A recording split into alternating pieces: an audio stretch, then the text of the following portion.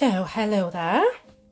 I am going to make a start, and this is the first of the stitch along videos where I'm going to show you how to prep for this lovely design. Thank you to everyone who's bought the PDF. Oh my God, it's so exciting.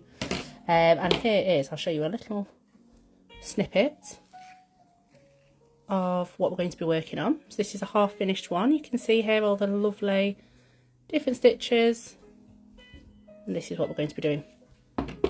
So I'm going to talk you through all the materials that you will need just after I show you what is inside the PDF booklet.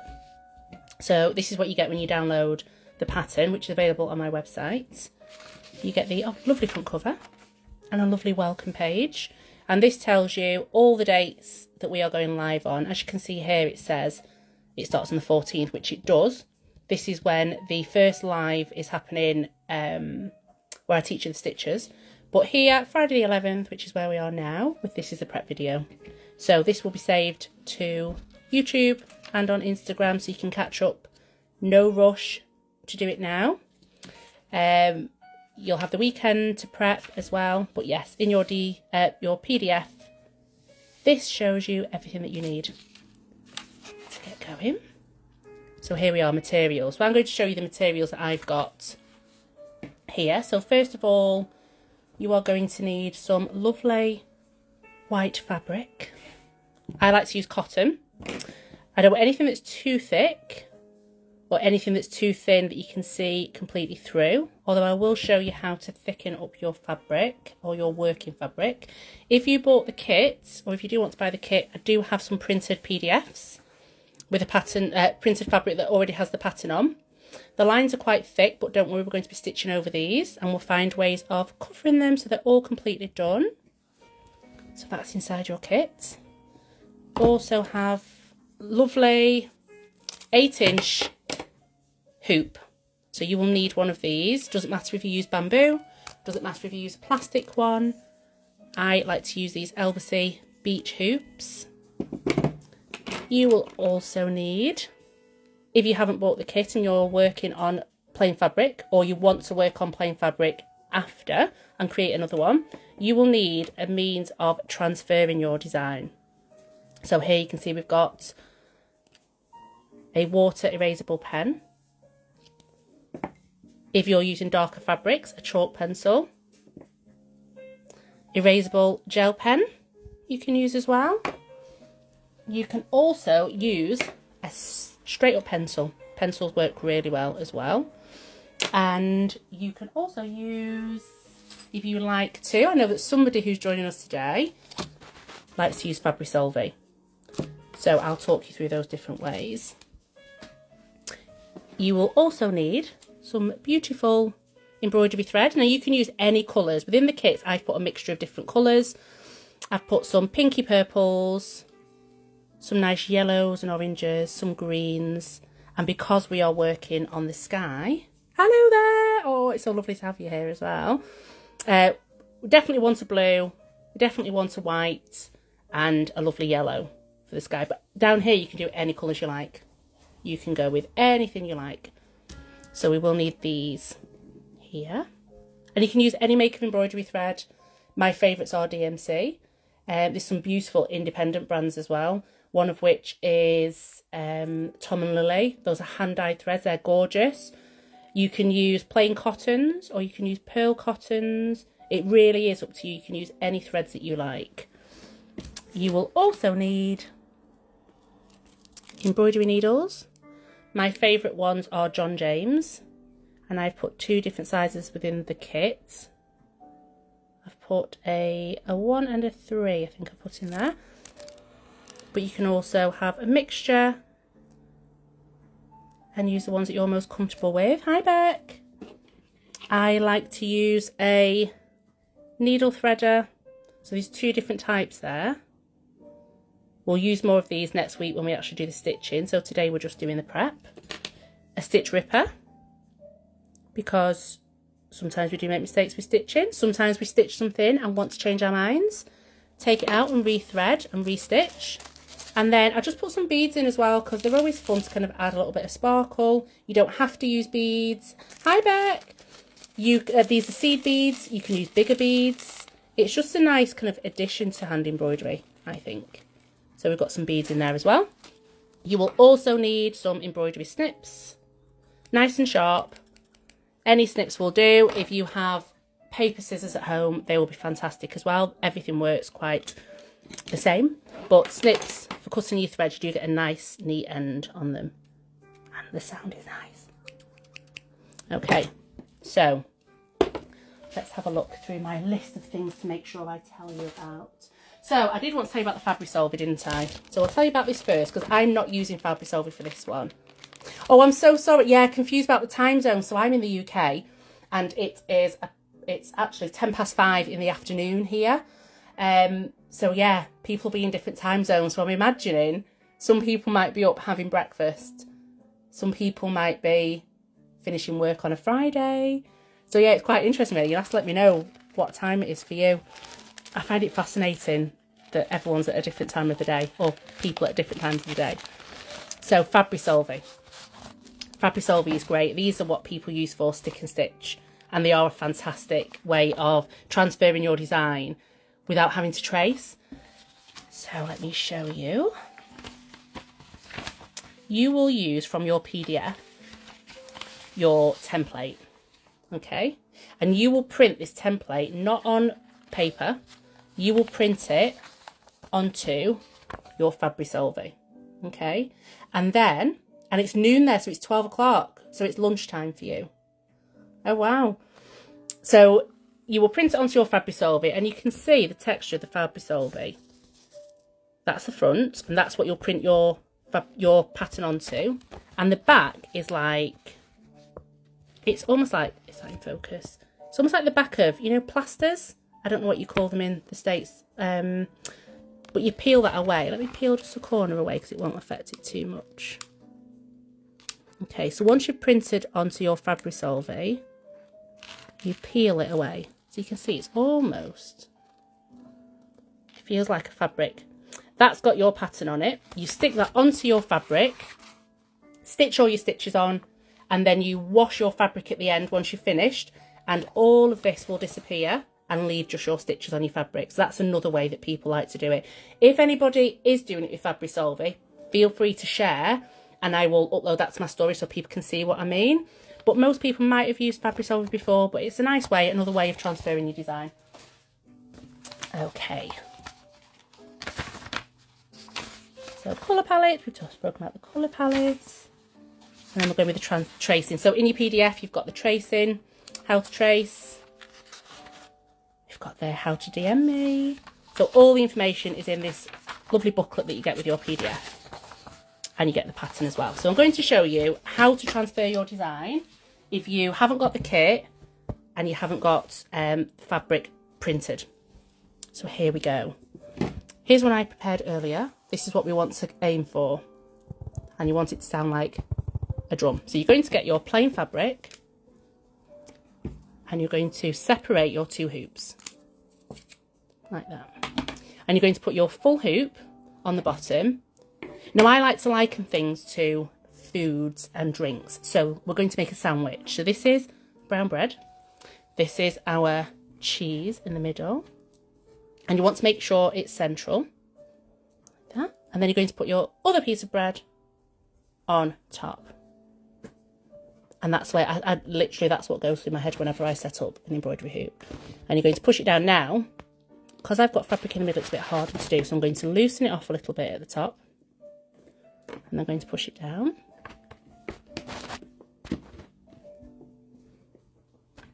And as you'll notice, it's not as tight as this one. So what I like to do is, it is so lovely, isn't it, Beck? The weather is, it's just been gorgeous this week. We are set to have rain all of next week and the temperature is going to drop a bit.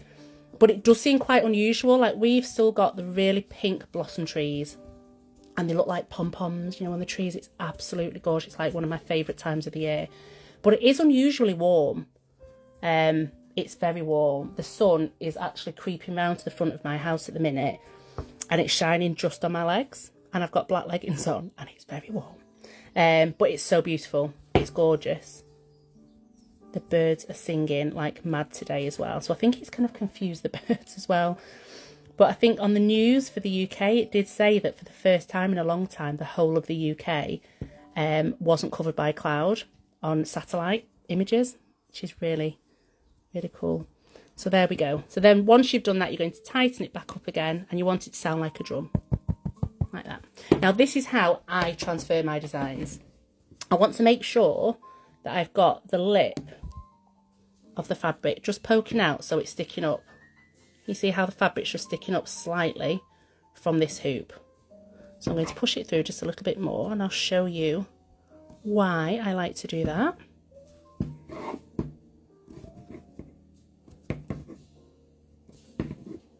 Okay.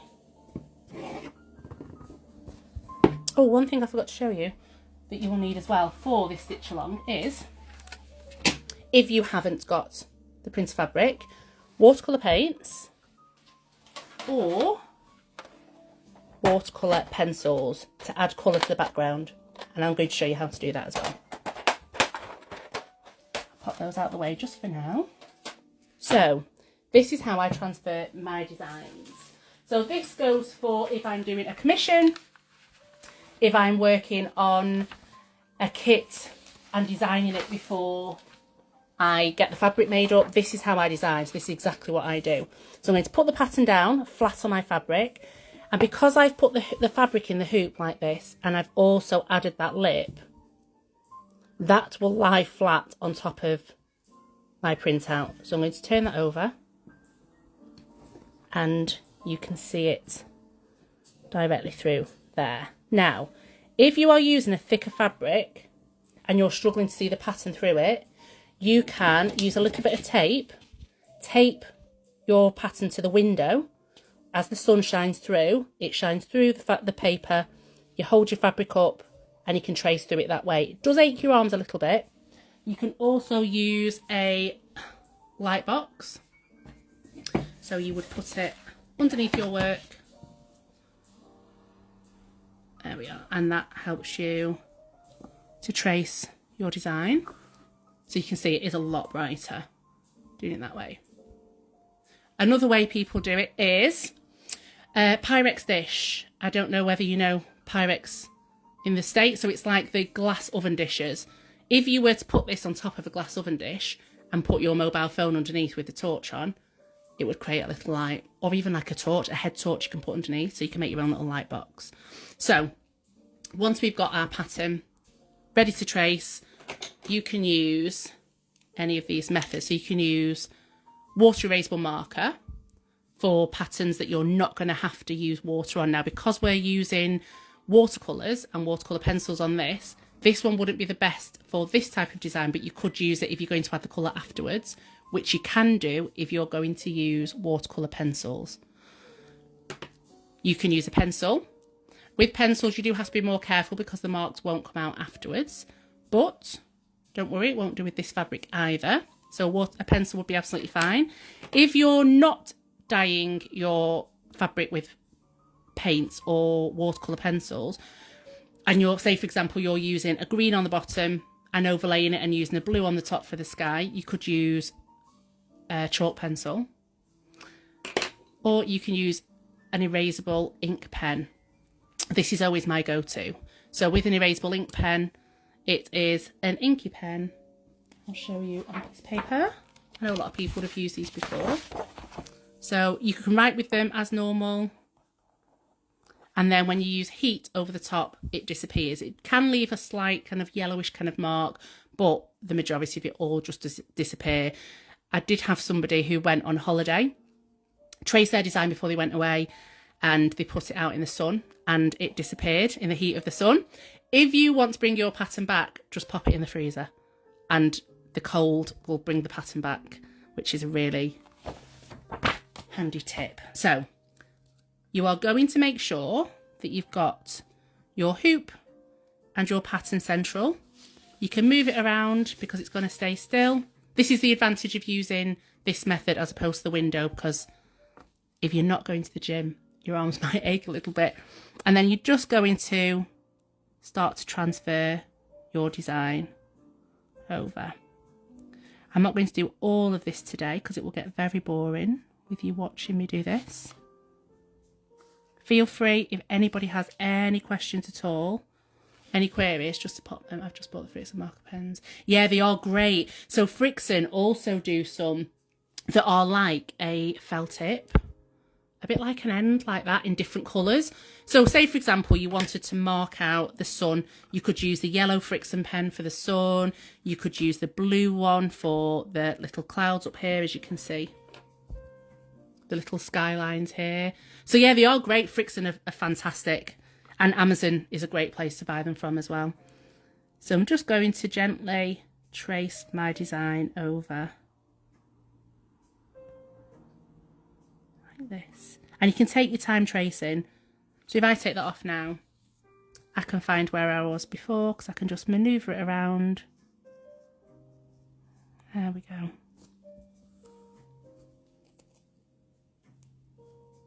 I'm going to do the sky. And then I'm going to do just the top of the hills because I want to show you how to do the watercolour.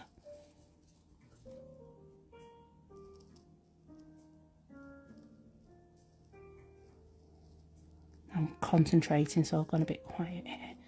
And this line doesn't have to be really straight because these are the lovely clouds. Okay, now these lines here, I did print out a second pattern. You can see I'm going to be doing a running stitch, which means there's a little gap in between. Hi, there's Tori. Oh, Tori, how is the bread baking going? I know it's not the time to be talking about bread baking, but you have been doing the bread baking, and we both started our sourdough starters on the same day. But Tori's been super dedicated and she's continued to feed hers. I missed a couple of days of feeding mine. So I'm a bit behind, but I'm going to catch up. But Tori's actually making the sourdough bread. I hope you don't mind me saying that, Tori. The pressure's on. Hi, there's McFred's. Here we go. So as you can see here, I'm just going to do little lines.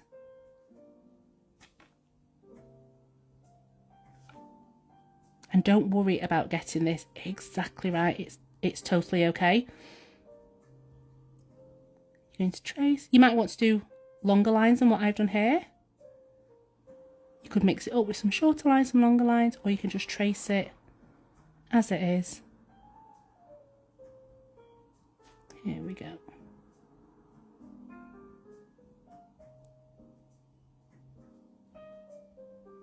I really like tracing. And I do find, I do put printed fabric within my kits, but I do find tracing is just, I feel like it's a real kind of skill set to learn with hand embroidery. Because if you ever want to, say for example, you wanted to do this design afterwards and remake it. You've actually made it already. Oh my gosh, Tori, you must send a picture and you must put it on stories. How do you keep the hoop from shifting? Oh, so the way that I've done it here, I don't trace this way. I don't trace it with the pattern underneath. I flip it over and rest that down flat. So as that's resting, I can move it around. I mean, you could, if you wanted to, pop a bit of blue tack, but I don't feel like I need it because it's flat. I'm actually leaning on the fabric because I've turned my hoop over. But sulky, I've just discussed the sulky. Sulky is a great idea. In fact, it was you I was mentioning. So I did say the person that's using sulky, maybe you could share so we can see how yours comes along, because you're going to be doing your colour afterwards, aren't you? Because if you do it now, then you wash it, the colour will wash away. So you did say you were going to add your colour afterwards. But sulky is a great idea. I love using sulky. I think for stick and stitch and everything as well, it's a perfect way. Whatever way suits you for transferring your design is perfect. But I find tracing with the fabric touching the paper is the way that it doesn't move about for me. So I always do mine this way. Okay, so I've just done the top two there. I'm going to do the top one here. And I'm not going to do it in one swoop, I'm just going to use little lines to touch. Just because it's a bigger area. Because I just want to differentiate this, because this is where I'm going to use the blues, this is where I'm going to use the greens.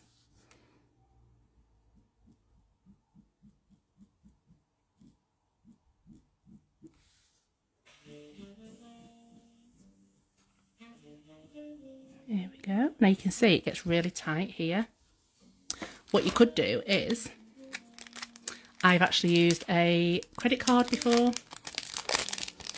but I won't use that on live because that wouldn't be, you know. So what you could do here is, to keep your lines nice and straight, you could use a piece of card. Let me zoom in there so you can see a bit better. There. So you move along. If you're worried about getting your lines exactly right, you can use a little card. This is for our blanket stitch. Love blanket stitch. But it's one of those stitches that always makes me go, how do I do that again? Okay. So can you see, just using that piece of card, that really kind of helps keep your lines nice and straight.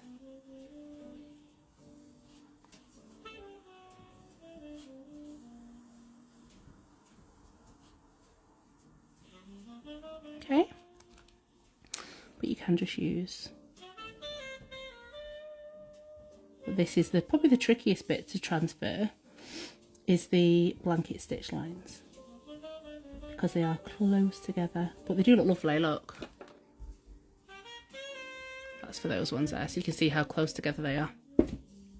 I'll finish this top line, and these light boxes, you can actually get these on Amazon as well. They're not too expensive, but if you do a lot of tracing, they are fantastic. They are great to use. Okay, so we'll do this one here, and then we're going to move on to the water colour and how to add that. And just to remind everyone, this is just the prep video. We're not doing any stitching today.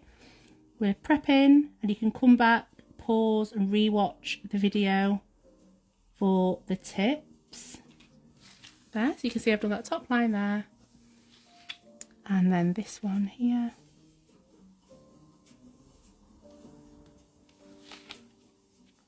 Smooth line there.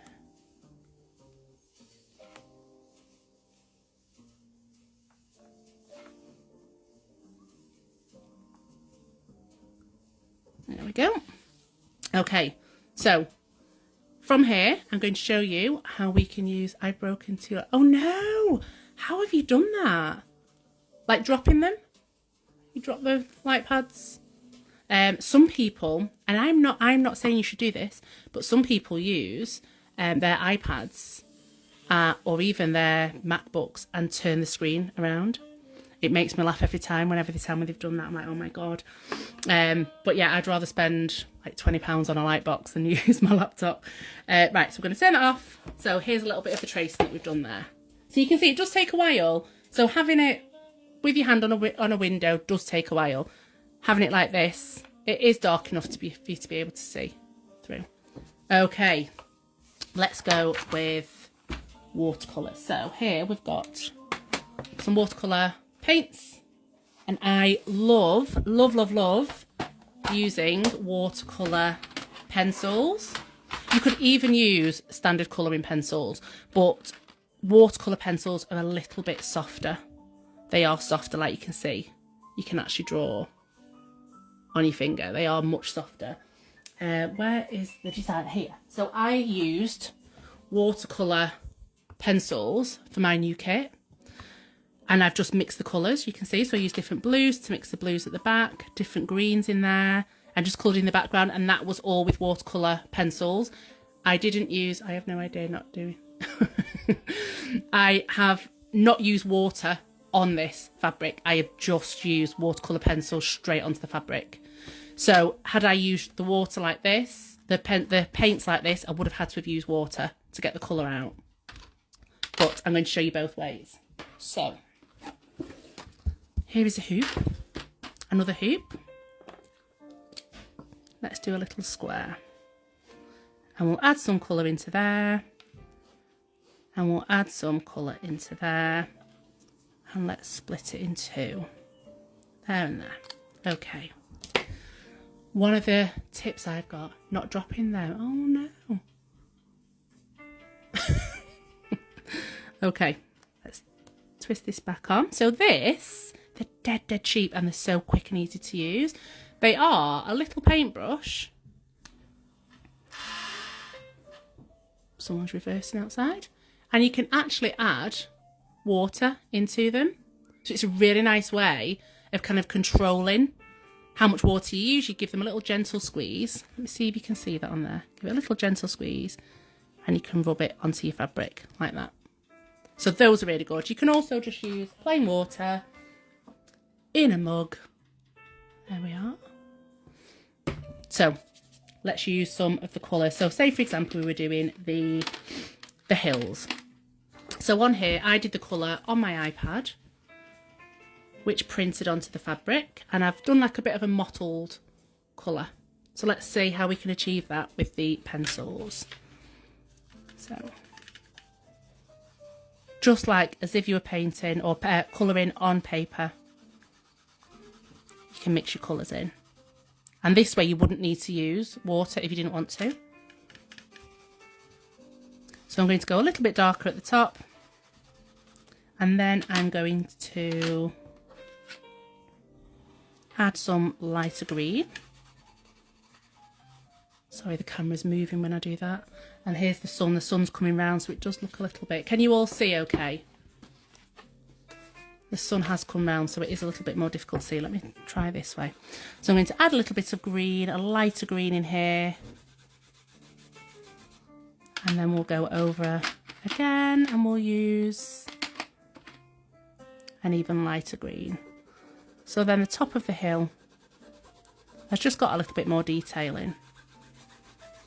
And that's all you would need to do to colour in your fabric. So let me bring that a bit closer. So you can do a little bit of shading.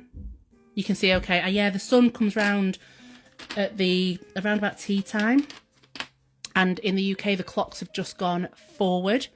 So it's later, it's lighter later at night.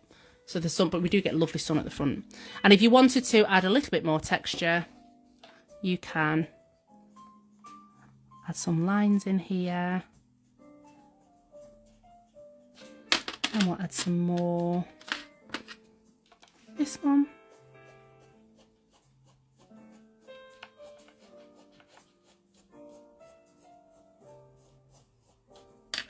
And Jill will add a little bit of this nice golden colour too. And don't forget, we're going to be stitching over this, so it doesn't have to be perfect. You're just doing it so that you can see the little bit of green in between your stitches as you start to stitch. If you're using Fabri-Solvi, you would do your stitching on top of your Fabri-Solvi, wash your fabric, and then you could use the colours, the colouring pens, to just go in between your stitches afterwards. But I love watercolour pencils for using on fabric. So you can see I'm not being precise. I'm adding texture and I'm adding colour as I go.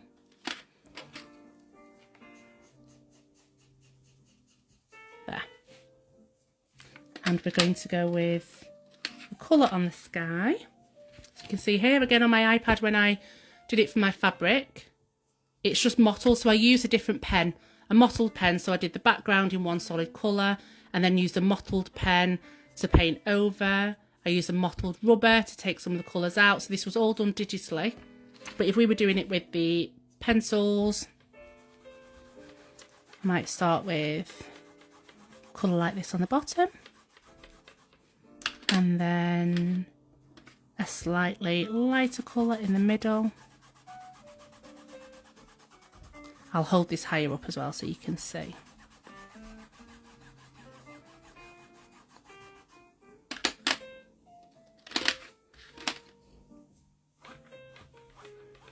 And where the clouds are going to be, you can add some of the lines in there, but you might want to go darker here towards the horizon, because you will see more of the blue.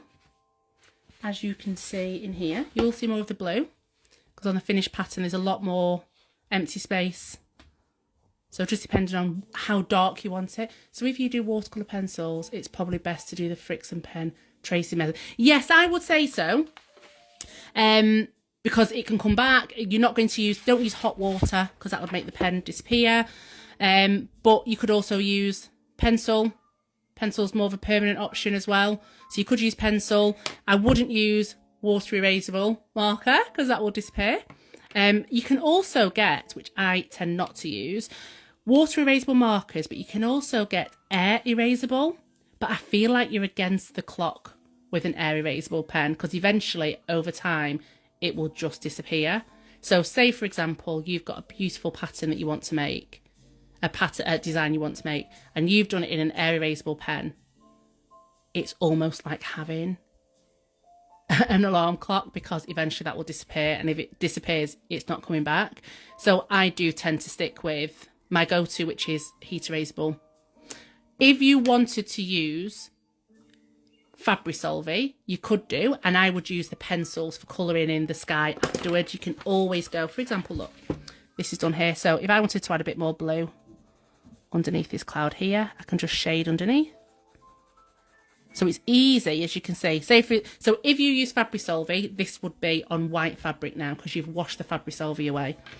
If you want to add some colour in, you can add it in like this afterwards. And you might want to add different shades in there too. So a nice light blue.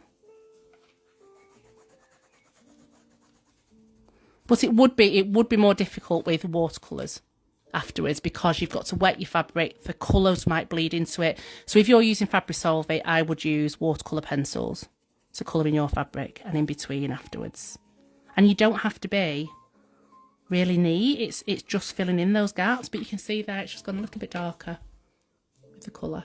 And then with the green, let's go with this one. You would just go in between the lines.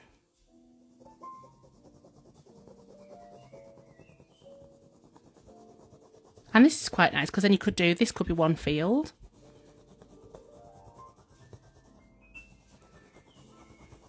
And then in between the next one. I've got to keep an eye on the time because if I go over, no, it'll be fine. If I go over, I didn't want it to not be able to download and save for everybody. So there we are. So you can see you can do one hill in a really bright colour. We could go with the darker colour. And we can just go in between the flowers like this. So it can be added, and also you can add more in afterwards once you've finished your design, which will take us a good 3 weeks stitching all together. There. So it's a really nice way. I do love, these would be my go-to. I do love the watercolour pencils. But if we're going to use the watercolour paints, we're going to wet this one. So we're going to give our pen a little squeeze. We're going to wet the fabric. And we'll do it again with the blues for the sky here at the top. And you can use this pen as well. So, you see there. Let's give that water a little bit of wipe. And this is much stronger, this one. I'm just going to dab at the top. Because I don't want a solid colour. I want it to fade down.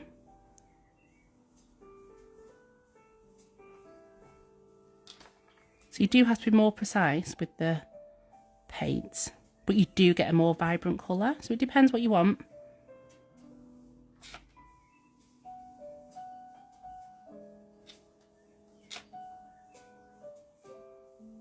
And I'll show you a cool trick in a minute. With getting some texture in. I keep going to put my pen into the pen pot, but you don't need to. Okay. So let's mix that one with a little bit of, let's go with some white on there as well. Squeeze that out.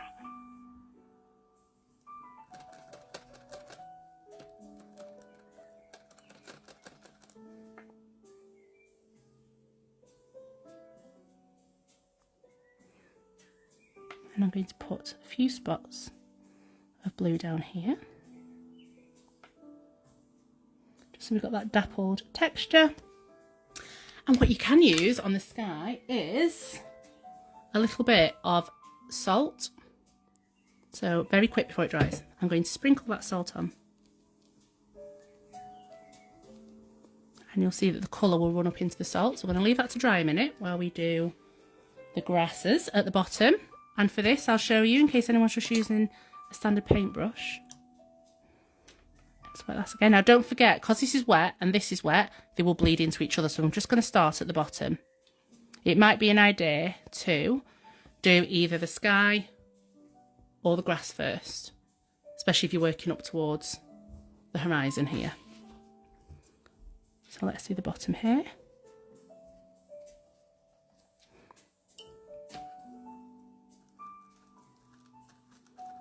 And these, I think you could probably get these on Amazon as well. But they are fantastic. I use these a lot when I was at uni. And they're great for on the go. We used to do a lot of almost like field work, you know, painting out and about. And we'd take our, you know, easels with us and our portfolio cases, and we set ourselves up for the day with a little packed lunch, and we would just sit and kind of paint. But they were great because you didn't have to keep topping up your water pot and tipping it out. And, you know, they are great, these pens, and they're relatively cheap as well. If you're in the UK, this was from the range.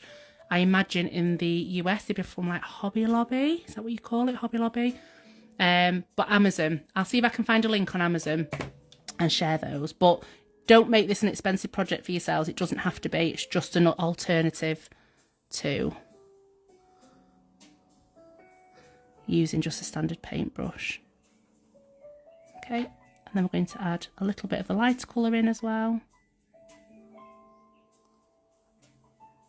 And we're not going to go right up to the line because the water is going to draw it up anyway.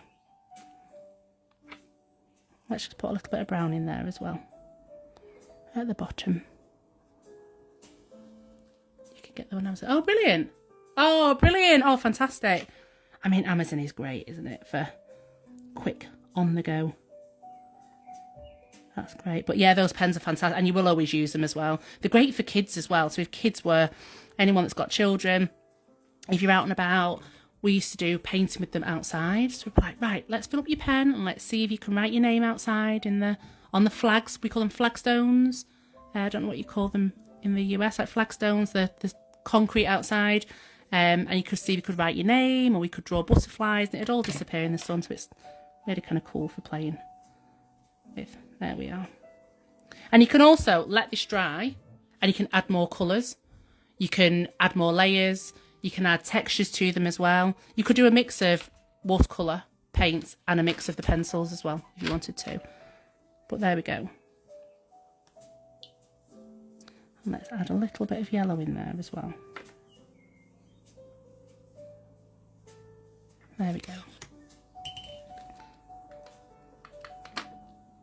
And you'd usually wait for the paint to dry before you knock the salt off, and you'd get like a little mottled effect, which is really nice. So I'm going to leave that to dry, then I'll show you that after the weekend. There we are. So let me just zoom in and show you those two different ways of adding colour to the background of your fabric. So I hope that's been helpful. Let me just double check that I've mentioned everything that we need in time for Monday. I think I have. Is there any more questions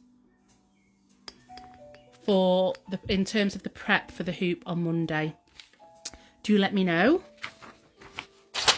I want you to have lots of fun with this. There's no right or wrong way to do this. You can explore, you can have fun with getting this all ready, but as simple as you can make it. You don't have to spend a fortune on anything. You don't have to spend a fortune on any materials. It's very much a case of use what you've got at home. Anything else that you need, there's always a cheaper option. I don't want anybody to go out and feel like they've got to spend a fortune. This is to be, you know, it's going to be a fun project. It's for us to all kind of stitch together, a bit of community stitching, sharing what we're making, and just kind of being creative. I think we do miss a lot being creative with other people.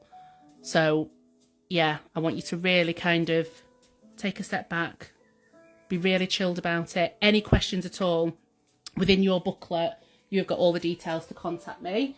You can DM me here as well. I can answer any questions. But yeah, have fun this weekend prepping your embroidery hoops and your fabrics. Any questions at all, get in touch. And I hope this has been really helpful. I'm super excited to start the stitching with you on Monday. Okay, have a lovely weekend, everybody. Goodbye.